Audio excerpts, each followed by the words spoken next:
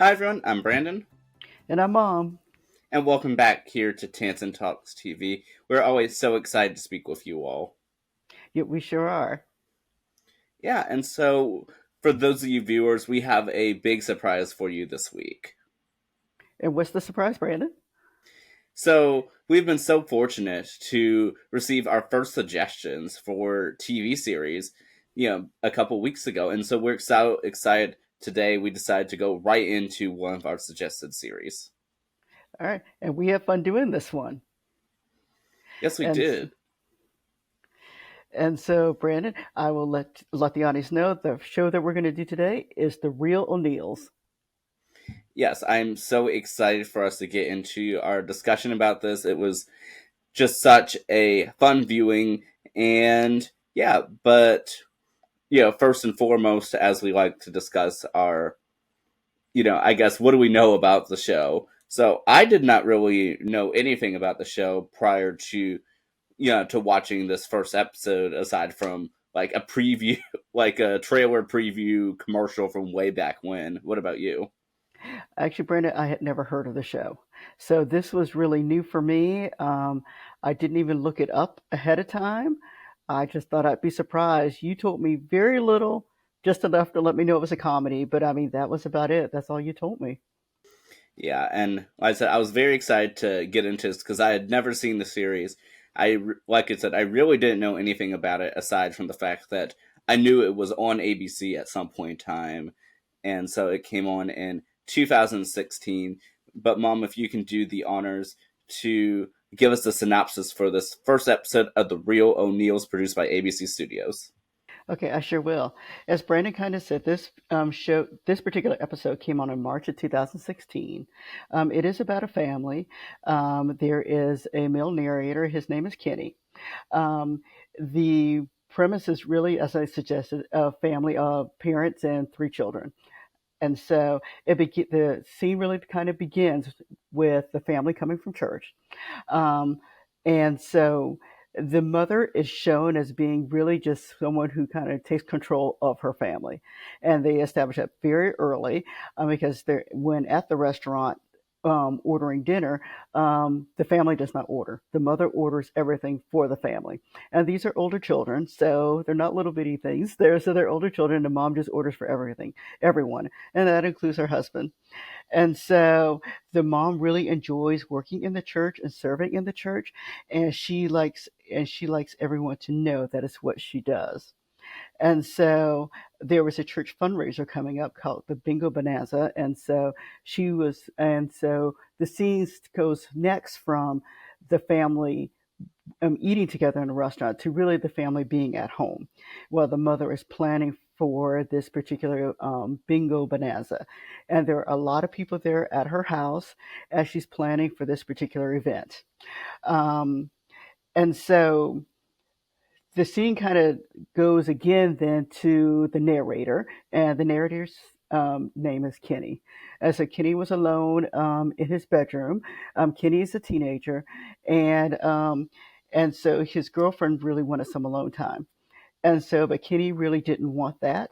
And so Kenny kind of went and hid in the bathroom for a little bit. And in the quest, while he was in the restroom, he accidentally overflowed the toilet. And so while this happened, the water seeped downstairs, and so it kind of ruined what the mother was doing downstairs with her guests. Um, and so anyway, the mom at that point in time, everyone knew that that Kenny was with the girlfriend, and so the mom did not like that at all, and she didn't like the perception that gave to the church to her church friends. And so then we kind of at some point in time the scene kind of flips to the bingo bonanza as the larger plot. And so at the bingo bonanza, the children are there, and they're in their roles at that particular church, and mom is truly in charge. Mom has a Romani, I guess we could say, and one of the church members. And so she didn't want this friend to view the family in a different way. And so anyway, so the mom has, speaks of course to this particular lady, but she's also speaking to the other people in the particular church. And then somewhere down the line, Kenny decides he needs to speak to his dad and confess to his big secret, because this is like the, is perceived to be a perfect family. And so he goes to see his dad, and his dad decides that in the middle of this bingo bonanza that he wants to call a church meet, not a church meet, he wants to call a meeting with his family. So everyone meets together in the kitchen, and it was interesting how they did this. He just kind of, they all had on mics, and so he with earbuds and mics, so he kind of called them, and so they came together, and the and so everyone starts confessing. The father has a little spiel, and he says, "Well, there's some things you need to know," or something like that, and the mom at some point confesses that she was pregnant with her child before getting married, and the parents are going through therapy, and they're also getting a divorce. And so that was one revelation that came out. And then we had Jimmy, who is the brother, the older brother, and he says he's anorexic. And then Kenny comes out and he says that he is gay. And then Shannon, the sister, says that one of the things that Shannon likes to do is to collect money, supposedly for those people who need extra help. And so she said that she bought a car from Craigslist with the money that she was going to get to the children she was collecting money for. So all of this came out in this one meeting. And of course, because they are mic'd and not realizing it, the whole church family heard this from everyone. And so one of the ladies did kind of open the window to the kitchen per se, and or blinds to the kitchen, and she said, "We heard all of that." And so now we have this family who is perceived as perfect, who is not necessarily perfect per se. And so, and then we kind of have the end at this that comes up pretty soon. During the church function itself, this particular family was going to give away a canoe, and so the Frumeny is the person who actually ends up getting the canoe. And so they decide that they don't want her to have it. So at the end, you see them kind of running out with this canoe that they wanted, basically stealing from them. And then, ironically, of course, the husband in the family is a police officer. But they're all taking the canoe back that they kind of gave to the church for a raffle. At the very end, the three children the particular episode ends with the kids watching TV at the end, and they're all just kind of bonding together, speaking. Um, and then that kind of leads you to wonder what is going to happen next with this particular family. So that's how they kind of introduce this show. Well, thank you so much for your synopsis as always. Oh, you're welcome. Yeah, and it was so interesting, like watching this show for the first time, because again, I had no idea about anything for the show other than that it had its name and that it was on ABC in 2016, which I didn't even know it was back then. Which when I found that out, it was crazy to me because I vividly remember the existence of the little commercial advertisements for it that ABC would play. And it's like, really? I thought that was like going to be like 2018 or 19, but crazy. Yeah, it is. Like Brandon, like I mentioned, I don't even remember seeing the advertisement for the particular show. Yeah, but nevertheless, though, I really like fell in love with the premise, and it was just so interesting to sort of see how they went from being portrayed as like a perfect ideal family to not really knowing like each other even, and that like and how they even are portrayed to each other, not let alone the outside world. Yep, that is very true. And I like the way they kind of did it all at one time. So you didn't have to guess what was going on. It's like everyone's secret at one time just kind of comes out.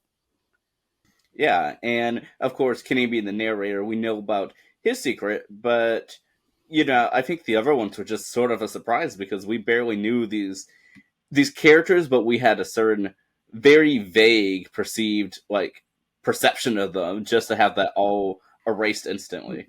Yes, yes, true. And I thought it was interesting how it kind of came out. I mean, even though you could see what the episode was doing and how it would come out, but yeah, it was just interesting to watch how it kind of all came out all at one time. Yeah, it was. And I would say, like, I guess a fun thing about, this episode too is that, like what you're mentioning about the family stealing the canoe at the end, which, was teased earlier on in the episode too, is that, like you said, the dad's a police officer and he even stops and says, "This is wrong. I can't do this. This is theft." But then after the family's like, "Well, we owe nothing to these people," and he just sort of goes along with it anyway. Yeah, yeah. You just see the family kind of running in the night, and then we also see at the very end where the daughter has, as I mentioned before, she likes to steal. She had also stolen a lady's purse when she left. I must have missed that part. Yeah, it was in a car with her. Oh, okay. Yeah. Yeah, Yeah, I think I remember that now. But yeah, and especially considering that they said this whole fundraiser thing was to get their oldest son into a prestigious religious college, and and when they ended up passing by the bishop that they were going to have to write the recommendation, that they were very obviously like very suspicious, but yet admitted to nothing and still asked for the recommendation, regardless of how like guilty looking they were looking in doing it. yeah, they did. They did. And Brandon, we normally talk about would I watch future episodes? And I would say yes, and we ended up watching future episodes. As you mentioned, how many episodes did you say they had for this particular series? So this series had 29 episodes over 2 seasons. Okay. I'm sure we'll watch all of them. But we ended up, so the audience knows, we not only watched this episode, we moved on to the next two. And so we kind of kept it going. So while I was giving my synopsis, I was trying to make sure that I really didn't overstep, because what I did like was that the plot actually continued from this particular episode. It was just like it was continuously going, so you didn't miss a beat, and so it didn't leave you hanging. Yeah, that is quite true. And I love how this episode and and the ones we've seen like really contribute to the title of it being The Real O'Neills, because the titular family, the O'Neill family, everything that we the outsiders knew about the family, as well as everything that even the family members knew, was all a lie. And so now we're getting to see their real lives and, and what came about with it. So it's so interesting to see it all unravel because we're seeing it unravel as they see it. Yep, we are. But yeah, but this is just, so fun. And are there any other notes that you'd like to, make for this episode? No, I kind of like some of the characterization that they did, because I think for one episode they were not that the characters grew, but I think the exploration of the characters was there, and you could see how they could take this one episode and just kind of make it kind of grow. The characters grow as the season goes through. Yeah, that is quite true. And yeah, and like I said, even though we're not necessarily discussing the other ones we've seen thus far, I will say that I love that the characterization keeps continuing. And like you said, that it's not like a one and done. Like it truly does seem like a fascinating show, and I'm excited to, continue watching. Yep, same here. Yeah, and I will note that for at least two of the actors that we are actually familiar with some of their other stuff. So, like, I know I mentioned it to you, but had what were your thoughts about seeing these actors take on a different role? Well, I guess I was surprised. One of the actors you told me about, who's currently on the Connors, and so for seeing him actually um, portray the father in this episode and see that he's gone from one dysfunctional family to another dysfunctional family in another series was interesting, and then to see the older son, I believe, it's in a role that he kind of has now on a different show. I could not have imagined him playing this role because you had to tell me that that he was in this other show that we watch. Yes, and so the characters that we're mentioning is the dad on this show, Pat. He plays Ben on the series The Connors, and the older son, Jimmy, on this series plays on the show Lopez versus Lopez. And so while I knew about the dad one, it I couldn't figure out the Jimmy one. I just knew that I recognized him, but I couldn't figure out from where. I had to look it up. Yeah, yeah, and it took I had to stare at him to see so that I could see kind of see the similarities because he was a teen. I'm assuming he was a teenager during that time period, and so you can see how he changed a little bit. But yeah, I mean, but nevertheless, though, this is just such a fun one, and I'm so glad that we got this suggestion. Yep, same here, and we look forward to other suggestions coming through also. So make sure to leave your comments or your suggestions in the comment section for us. Yes, please do. Yeah, we absolutely, loved going through this, and I cannot wait to hit some more of these suggestions, over the coming weeks. Oh, same here. But yeah, but until next time, have a wonderful day, and I can't wait to see you all next week. All right, bye bye. Bye.